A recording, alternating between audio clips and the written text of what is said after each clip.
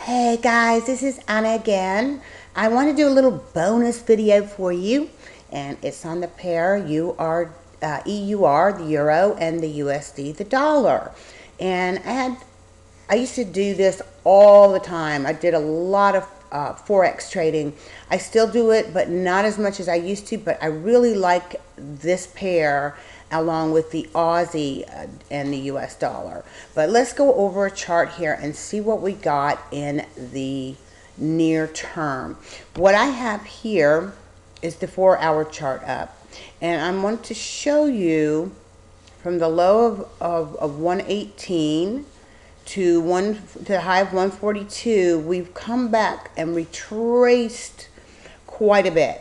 Now we're bounced off this 129 area, and we rallied up to the, where did we get to? About the 134 134 area, and it's not being able to quite make it. It's fallen back below again.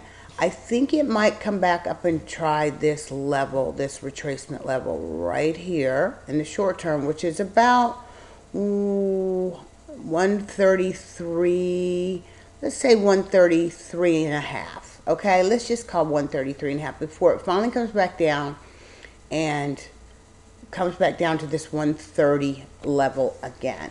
So I'm looking for 133 and a half. If you look at the acceleration bands, it's got a little more room to go on the upside. The stochastics are now, these are the fast stochastics because I do more short-term trading most of the time, so I prefer those. But it's a little confused right now, and it doesn't really know what direction it wants to go to. Let's look at the daily on the euro, and you can see this a little more clearly. I don't know why they have all this grid in the 4-hour, but you can see this a little bit more clearly in that it came down, it hit right at that Fibonacci level. Isn't it amazing how that happens? I mean, if you just used Fibonacci, retracement levels, fans, whichever Fibonacci, they are so accurate. I guarantee we will, we will come back up and probably retest this upper level and then roll back down to the 120, the 130 area. And what happens after that, we'll have to see. But you can see the bearish divergence that we got going on here, and the stochastics are verifying that as well. Let's take a look at the 15. Okay, 15 shows we could have a little bit more upside here, but the bands are tightening, these bands, which tell me that we can expect probably a big move coming up, probably Sunday night. More than likely, we're going to see a gap up or down. I